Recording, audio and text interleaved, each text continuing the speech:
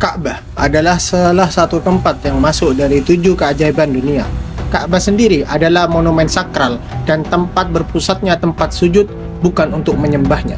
Pada awalnya, kota Mekkah bukanlah tempat yang seperti kita tahu saat ini. Dahulu, kondisi kota ini benar-benar gersang dan hanya ada pasir sejauh mata memandang. Tepatnya di zaman Nabi kita, yaitu Nabiullah Ibrahim alaihissalam. Nabi Ibrahim alaihissalam pulang bersama istrinya, yaitu Sarah, dari negeri Mesir menuju Syam. Siti Sarah membawa Siti Hajar yang merupakan hadiah dari seorang raja zalim. Sarah begitu riang gembira dengan keberadaan Hajar dan mencintainya. Sarah memberikan Hajar kepada Nabi Ibrahim alaihissalam untuk dinikahi, sehingga Hajar melahirkan putra, yaitu dari Nabi Ibrahim yang bernama Ismail.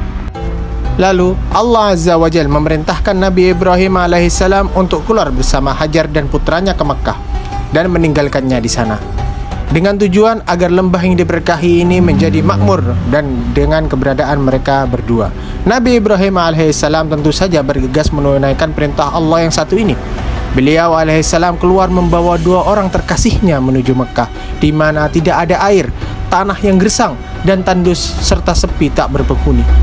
Ketika itu, dengan mata memandang kekasihnya, yaitu Nabi Ibrahim, Hajar pun mengatakan, "Wahai Ibrahim, kemana engkau hendak pergi meninggalkan kami di lembah yang tak berpenghuni dan tidak ada apapun di sini?" Hajar mengucapkan kata-kata tersebut berulang kali kepada Nabi Ibrahim, namun Nabi Ibrahim tidak menjawab dan juga tidak menoleh. Pada akhirnya, Siti Hajar pun bertanya, "Apakah Allah memerintahkan hal ini kepadamu?" Nabi Ibrahim pun menjawab, "Benar." Hajar menimpali, "Kalau begitu Allah tidak akan menyia-nyiakan kami." Kemudian Hajar kembali ke tempat semula.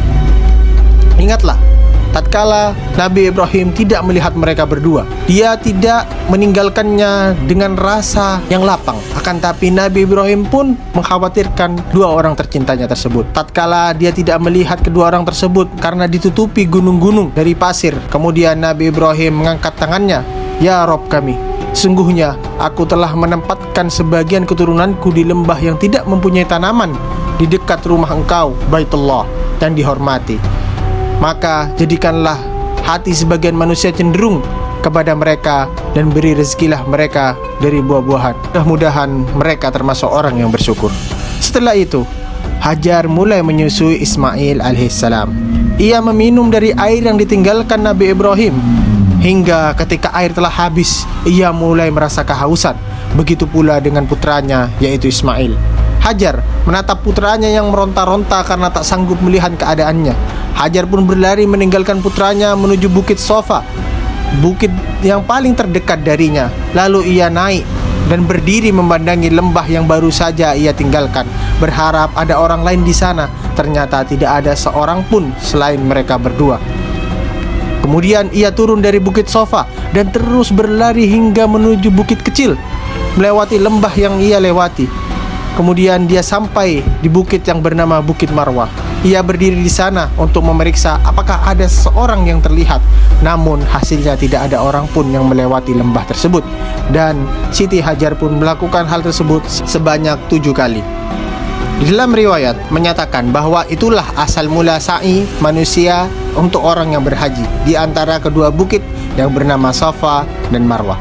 Setelah Hajar berada di atas Marwah, ia mendengar suara. Ia berkata kepada dirinya, "Diamlah." Lalu ia mencari dengan seksama. Ia berkata, "Engkau sudah mendengarkan suaraku. Bila memang engkau bisa menolong, maka tolonglah aku." Ternyata saat ia mencari, mendapati sesosok malaikat yang sedang mencari sesuatu di atas pasir. Tepatnya dia mencari dengan kaki belakangnya, dan dari beberapa riwayat bahwasanya malaikat tersebut mencari dengan sayapnya. Tidak disangka air muncul dari ujung sayap malaikat tersebut. Hajar dengan cepat membendung air tersebut lalu menciduknya ke dalam wadah airnya, sedangkan air tersebut menyembur setelah diciduk Hajar. Dalam riwayat, Nabi Muhammad SAW bersabda, "Semoga Allah merahmati ibu Ismail. Sekiranya ia membiarkan air Zam-Zam," atau beliau bersabda, "Sekiranya ia tidak menciduk air tersebut, tentulah air Zam-Zam sudah menjadi mata air yang mengalir." Itulah sekelumit kisah asal mula Zam-Zam hingga membuat kota Mekkah saat ini menjadi makmur dan diberkahi.